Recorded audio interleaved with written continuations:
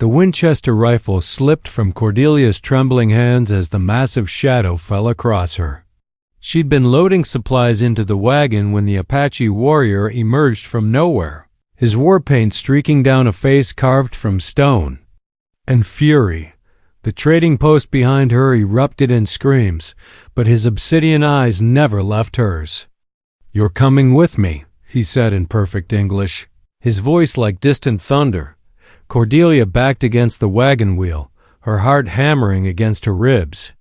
This wasn't how it was supposed to end, not after crossing half the continent, to join her intended husband in Arizona territory.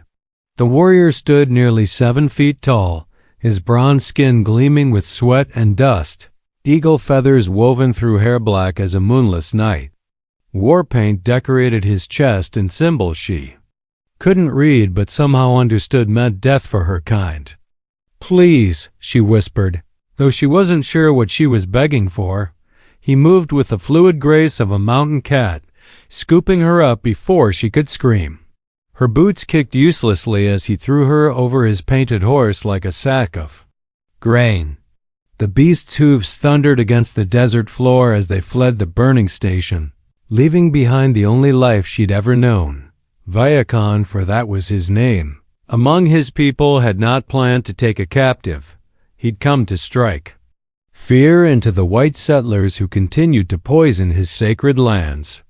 But when he saw her standing there, sunlight catching the copper in her hair, something shifted in his warrior's heart. She was nothing like the pale, frightened creatures he'd encountered before. There was fire in her green eyes, defiance in the set of her jaw, even as terror shook her frame. The desert stretched endlessly before them, painted in shades of gold and crimson as the sun began its descent.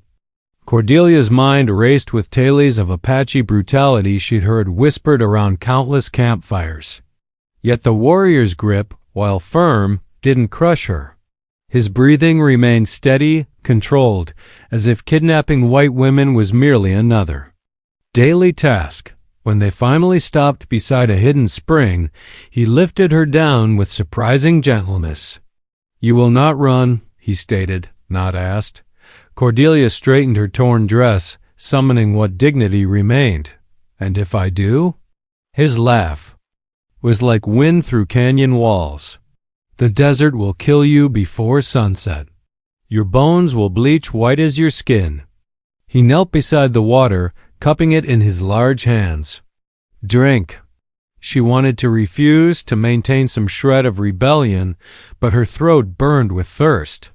Kneeling beside him, she drank deeply, acutely aware of his presence, the way his muscles moved beneath scarred skin, the leather and sage scent that clung to him. A careful way he watched her without seeming to stare. "Why?" she finally asked. Viacon studied her face in the fading light. In his world, captives were usually traded or killed. But something about this woman called to the part of him that remembered being young, before war hardened his heart to stone. The spirits whispered your name. It was a lie, but it felt more true than anything he'd said in years. 3 days into their journey across the Sonoran wasteland, Cordelia learned that survival meant swallowing pride. Viacon moved through the landscape like he'd been born from, its red earth and thorned plants, finding water where she saw only death, tracking game invisible to her untrained eyes. Her delicate Boston boots had shredded within hours, forcing him to fashion crude moccasins from his own clothing. "Your people are soft," he observed on the second night, watching her struggle to eat the roasted rabbit he'd caught. "Like flower petals. Beautiful but fragile." "Your people are savages," she shot back, then immediately regretted the words when his face darkened. He was silent for so long she thought he might strike her. Instead, he stood and walked to the edge of their small camp, his silhouette stark against the star-drunk sky. When he returned, his expression had shifted to something unreadable. "My mother was Spanish," he said quietly, settling beside the dying fire. "Captured in a raid when she was 16. She taught me your language, your customs." When she died giving birth to my sister, my father took no other wives. He said the spirits had shown him his true mate, and no other could compare. Cordelia stared at him, pieces of a puzzle rearranging in her mind. Is that why you speak English so well? That and 3 years in your mission schools. His smile held no warmth. Before I remembered who I truly was, the revelation unsettled her more than his earlier silence. She'd expected a simple savage, someone she could hate cleanly. This complexity, the education beneath the war paint, the gentleness hidden behind calculated brutality, made him dangerous in ways she hadn't anticipated. On the third day, they encountered a rattlesnake coiled in their path. Cordelia froze, terror locking her muscles, but Vayakan moved like liquid. Lightning. The snake's head separated from its body before she could blink. He held up the writhing form, grinning with genuine amusement at her horrified expression. You've never seen death before, he realized. Not like this. She wrapped her arms around herself, struggling not to vomit. Your world wraps death in silk and buries it deep. Mine honors it. He began cleaning the snake with practiced efficiency. Which is more honest? She had no answer for that night as they climbed higher into the mountains. Vayakan began pointing out constellations, telling her the stories his grandfather had shared around similar fires decades ago. His voice took on a different quality in the darkness, less harsh, more musical. Despite herself, Cordelia found the tales beautiful, full of wisdom her Boston finishing school had never offered. Why? Are you being kind to me? She asked when he finished a story about coyotes stealing fire from the gods. Perhaps kindness is not weakness as your people believe. That's not what I meant. He studied her face in the firelight, noting how the flames brought out gold flecks in her green eyes. Perhaps because you listen without judgment. Most of. You're kind here, only the savage when I speak. I am judging you, she admitted, but you're also thinking. That's more than most manage. Something shifted between them in that moment, fragile as spider silk but strong as the mountains rising around them. The Apache rancheria materialized from the mountainside like a living mirage, wickiup scattered among the pines, smoke rising from countless fires, children playing in the shadows of ancient peaks. Cordelia's arrival caused an immediate stir.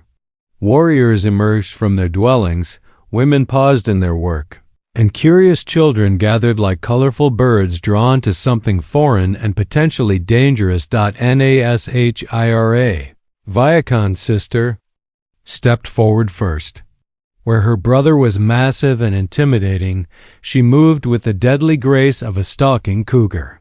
Her dark eyes assessed Cordelia from head to toe, missing nothing: the torn dress, the makeshift moccasins, the way she held herself despite her obvious exhaustion.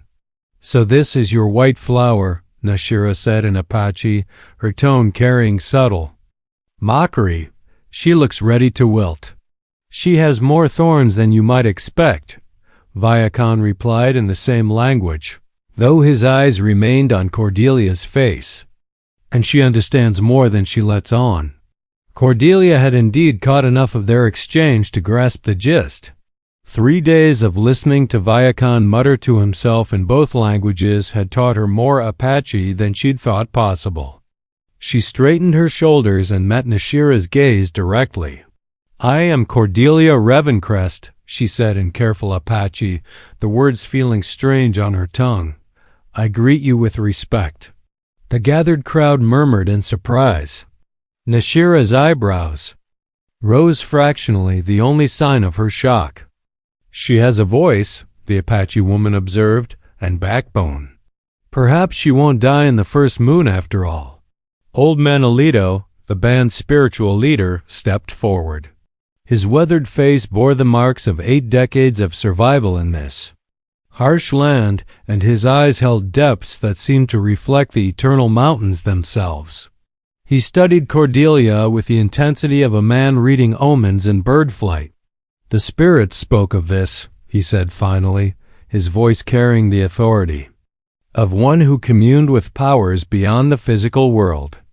A woman of fire and copper, carrying the bridge between worlds. His gaze shifted to Viacon. You have done well to bring her home, nephew. Home. The word struck Cordelia like a physical blow. This place of hide dwellings and cook fires, of warriors and their painted faces, of children who stared at her pale skin with open curiosity, this was to be her home? Nashira gestured to a group of women. Come, you cannot meet the elders looking like something the coyotes dragged in. The bathing ritual that followed would have been humiliating under other circumstances. The Apache women stripped her efficiently, chattering among themselves as they examined her pale skin, her soft hands, the way her red gold hair caught the late afternoon light. But their touches, while clinical, weren't cruel. They were simply curious about this strange creature their greatest warrior had brought among them. The transformation was remarkable. They dressed her in soft doeskin decorated with intricate beadwork, braided eagle feathers into her hair, and painted subtle designs on her face with, I'll deliver this, he said quietly, and I'll report that we found no evidence of captives in these mountains. That evening, as the cavalry rode away into the sunset, Cordelia stood once again on her favorite overlook with Viacon's arms wrapped around her. The valley spread below them in shades of purple and gold, while above, the first stars began their ancient dance across the darkening sky. Do you think they'll come again? She asked. Probably. But not for you. His arms tightened around her. You've built a bridge today, beloved, between two worlds that thought they could never understand each other. And what did I build it with? Truth, he said simply, the most dangerous weapon of all. Years would pass. The Apache would face more challenges as the world changed around them, but they would face them with Cordelia's unique perspective, helping to guide their choices. She would bear Viacon 3 children who grew up bilingual and bicultural, comfortable in both worlds. She would become a liaison between the Apache and the territorial government, using her education and understanding to negotiate treaties that actually served both people's interests. And every night, she would fall asleep in the arms of the massive warrior who had once terrified her, grateful beyond measure for the day he'd appeared like thunder and lightning to tear her from a life too small to hold her spirit. Love, she had learned, was not always gentle. Sometimes it came roaring down from the mountains like a flash flood, sweeping away everything you thought you knew about yourself and depositing you in a place you never imagined but could never leave. Sometimes love came disguised as capture, only to reveal itself as the greatest freedom of all. The other women began seeking her counsel, recognizing something unique in her perspective, the ability to see their world through both Apache and white eyes. Winter brought more than snow to the high country. It brought Captain Jeremiah Morse and 2 companies of cavalry, their blue uniforms stark against the white landscape as they made camp in the valley below the Apache stronghold. Word traveled swiftly through the mountain passes. The army had come for the white woman reportedly held captive by the notorious war chief Viacon. Cordelia stood at the edge of the cliff, watching the tiny figures arrange themselves in military precision. Her husband appeared beside her like a shadow-given substance, his face grim with the weight of approaching conflict. They've come for me, she said quietly. Let them come. His voice carried the deadly calm she remembered from their first meeting. They will not take you from me. How many will die for my sake? The question hung between them like a blade. Viacon studied her profile, noting the tension in her jaw, the way her fingers twisted around the turquoise necklace that marked her as his wife. In the months since their claiming ceremony, she had become more than just his woman. She was his advisor, his conscience, the voice that whispered caution when his warrior's blood ran too hot. As many as necessary, he said finally. That night, The war council convened around the sacred fire. The greatest warriors of the band gathered in a circle, their faces painted for battle, weapons gleaming in the firelight. The discussion raged. In rapid Apache, voices rising and falling like the mountain wind, but the conclusion was foregone. The soldiers represented everything that threatened their way of life, the encroachment of white civilization, the broken treaties, the slow strangulation of their ancestral lands. Cordelia listened with growing dread, understanding enough to know that blood would flow come morning. When she could bear no more, she rose and walked into the darkness, seeking the solitude of her favorite thinking place among the rocks. Nashira found her there, moonlight silvering the tears on her cheeks. "You would go to them," Viakon's sister observed. "It wasn't a question. To save lives, yes. And break my brother's heart in the process." Cordelia wiped her eyes with the back of her hand. "Better a broken heart than a dead husband." "You think?" "Like a white woman still, in some ways." Nashira settled beside her on the rocky outcropping. "You see only the immediate choice: stay and fight or go and prevent bloodshed. But there is a third way if you have the courage for it." Hope flickered in Cordelia's chest. "Tell me, tomorrow, when the sun reaches its highest point, you will walk down to their camp, but not as a captive being returned, as an Apache woman, making a choice. Wear your finest clothing, carry yourself with the pride of our people. Show them that you were never taken, you were claimed, and you claimed in return. They'll never accept that, perhaps not, but they will have to acknowledge it, and in that acknowledgement lies power." Nashira's smile held the same dangerous edge as her brother's. "You have learned our ways, sister. Now use them." The next morning, Cordelia prepared herself as if for the most important ceremony of her life. The women of the band helped her dress in a gown of white doeskin so soft it felt like liquid silk, decorated with intricate beadwork that told the story of her journey from captive to warrior to beloved wife. They painted her face with sacred symbols and wove eagle feathers into her hair, alongside wildflowers gathered from the high meadows. When she emerged from her wickiup, Viakon was waiting. His war paint was fresh, his weapons polished to mirror brightness, but his eyes held a pain that cut her to the bone. "You leave me," he said simply. "I go to them as your wife," she corrected, taking his hands in hers. "As a woman who has chosen her path and will defend it to her last breath. If they accept me as Apache, there can be peace. If not—" She shrugged with apparent casualness that fooled neither of them. "Then you will have your war, but no one will say you did not try for a different solution." His kiss was fierce and desperate, tasting of goodbye and forever in equal measure. When they broke apart, she could see her own determination reflected in his dark eyes. "If they harm you," he said quietly, "there will be no mercy. Then pray. They are wiser than they appear." Captain Morse was a career soldier, weathered by decades of frontier warfare, but nothing had prepared him for the sight that descended from the Apache stronghold at midday.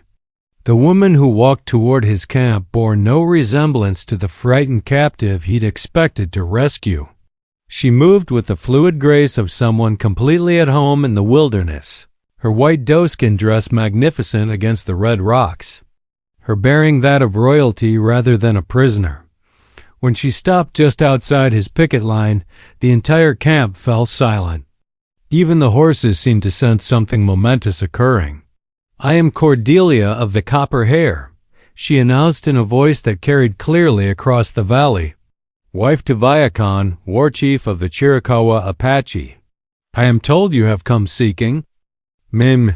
Morse dismounted slowly, his weathered face creased with confusion. "Ma'am, I'm Captain Jeremiah Morse, United States Cavalry. We've come to secure your release and return you safely to civilization." "How kind." Cordelia's smile held just enough edge to be dangerous. "But as you can see, I am quite safe where I am. More than safe, I am home." Ma'am, I understand captivity can sometimes confuse a person's thinking. You've clearly been through an ordeal that no civilized woman should endure, but you're safe now. We'll have you back to proper society within the week. Proper society. Cordelia repeated the words as if tasting something bitter. Tell me, Captain, what makes society proper? Is it the way proper ladies are expected to be decorative rather than useful? The way they're traded between men like prize cattle? The way they're taught to fear their own strength? She gestured toward the mountains, rising around them. Or is proper society one where a woman can hunt her own food, defend her family, speak her mind freely, and choose her own path? Morse's face reddened. Ma'am, you're clearly not thinking straight. No decent woman would choose to live among savages when she could return to Christian civilization. The word savages hung in the air like a curse. From the rocks above came the soft whisper of arrows being nocked, of warriors taking position. Cordelia felt the moment balanced on a knife's edge. Savages, she mused aloud. Yes, I've met savages, Captain. I've met men who would destroy an entire way of life for profit.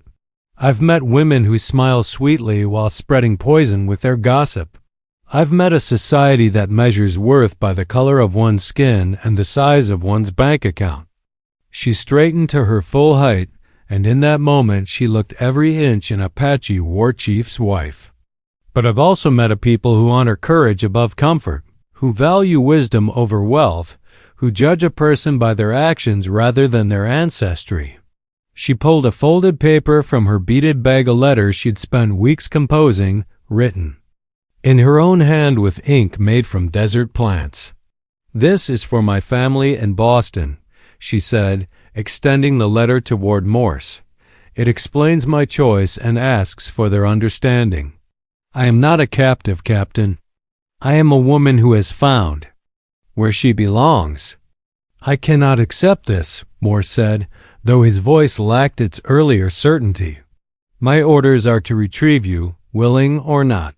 Then you'll have to fight an entire Apache band for the privilege. Cordelia's voice carried absolute calm. Ask yourself, Captain, how many soldiers' lives is one woman's unwilling return worth? How many Apache will die defending their home? How many widows and orphans will your orders create? She stepped closer, close enough that only he could hear her next words. I've learned things in these mountains that no Boston finishing school ever taught me. I've learned that love is not a polite arrangement between suitable parties. It's fire and storm and choosing to walk through hell hand in hand with someone whose soul speaks to yours. I've learned that home is not a place on a map. It's where you find people who see your true self and love you for it rather than despite it. Morse stared at her for a long moment, and Cordelia could almost see the thoughts warring behind his eyes. Finally, he reached out and took the letter. Pigments that smelled of earth and sky. When they led her to a pool of water to see her reflection, Cordelia barely recognized herself. Now you look like one of the people, said Ayanna, an older woman whose kind eyes reminded Cordelia painfully of her own grandmother. But the true test is not in appearance. That evening, the entire band gathered around a central fire larger than any Cordelia had ever seen. The flames reached toward stars so bright they seemed close enough to pluck from the sky. Viacon appeared beside her as if summoned by the firelight, and she caught her breath at the sight of him. Gone was the war paint and dust of their journey. His hair hung loose around his shoulders, and he wore ceremonial clothing that spoke of status and respect among his people. When he looked at her, something flickered in his dark eyes that made her heart stutter. You are beautiful, he said simply, and somehow those 3 words carried more weight than all the flowery poetry her former suitor had ever written. The drums began at dawn, their rhythm matching Cordelia's nervous heartbeat as Nashira led her to the women's training ground. For 3 weeks, she'd been learning Apache customs, language, and survival skills. Now came the real test, proving she could be more than just Viakon's exotic captive. "Today you hunt," Nashira announced, holding out a crude bow and a quiver of arrows. "Alone?" Cordelia's stomach nodded. Her archery lessons with the Apache women had been embarrassing failures. She could barely draw the bowstring, let alone hit anything smaller than a mountain. "What if I fail?" "Then you go hungry." Nashira's smile held no warmth. "And we learn whether you're worthy of our war chief's protection." The words stung because they held truth. Despite the kindness of women like Ayana, many in the band still saw her as a burden, a white woman who consumed resources without contributing. Whispers followed her everywhere, some pitying, others hostile, all questioning Viakon's judgment in bringing her here. The hunting ground stretched across, a valley dotted with juniper and prickly pear cactus. Cordelia had been tracking a family of jackrabbits for hours when she heard the distinctive buzz that froze her blood. A massive diamondback rattlesnake lay coiled not 10 feet away, its triangular head weaving hypnotically as it prepared to strike. Every instinct screamed at her to run, but Ayana's voice echoed in her memory. "The desert tests courage, not speed. Face your fear, or it will devour you." Cordelia slowly nocked an arrow, her hands trembling so badly she could barely maintain her grip. The snake's rattle intensified, its body coiling tighter. She drew the bowstring back, fighting against muscles that burned with the unfamiliar strain. "Breathe, child of two worlds," she whispered, repeating Viakon's words from their journey. "Let instinct guide you." The arrow flew true, piercing the serpent's head and pinning it to the red earth. Cordelia stared at the still form for long moments, hardly believing what she'd accomplished. When she finally lifted the snake by its tail, she felt something fundamental shift inside her chest, a door opening to possibilities she'd never imagined. That evening, she presented the 7-foot rattlesnake to the gathered band. The silence stretched like a held breath until Manolito began to laugh, a sound like distant thunder rolling through canyon walls. "The woman of fire has found her fangs," he declared. "Let none question her place among the people." But it was Viakon's expression that made her pulse quicken. Pride blazed in his dark eyes, mixed with something deeper and more dangerous. When he stepped forward to examine her kill, his fingers brushed hers, and she felt electricity spark between them.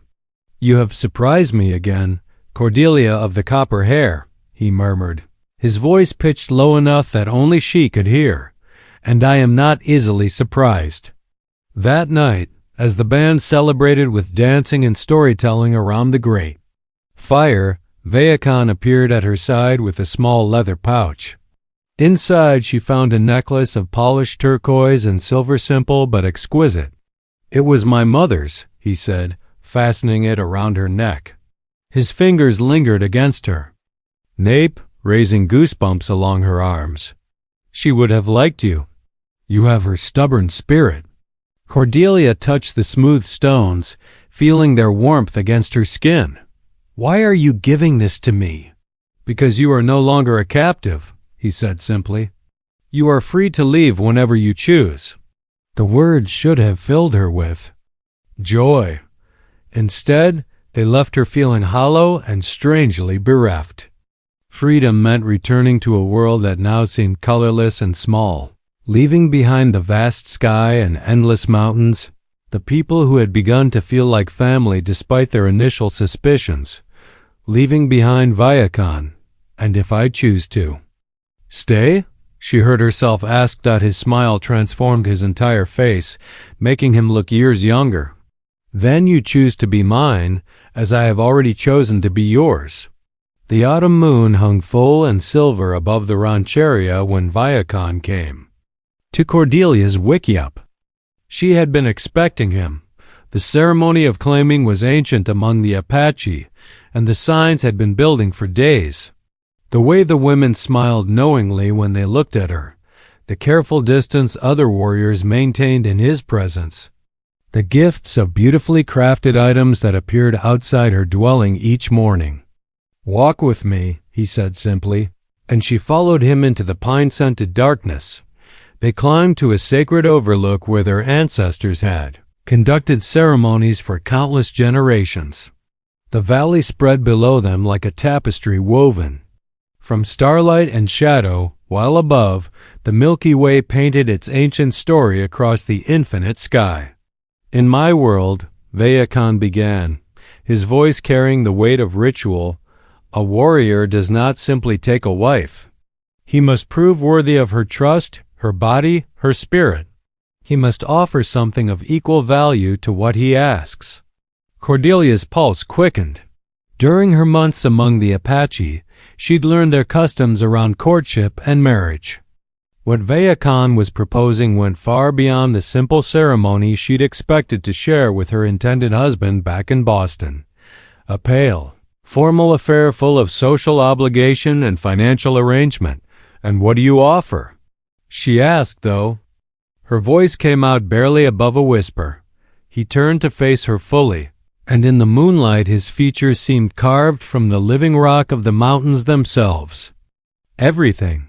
My protection, my strength, my knowledge of survival in this hard land.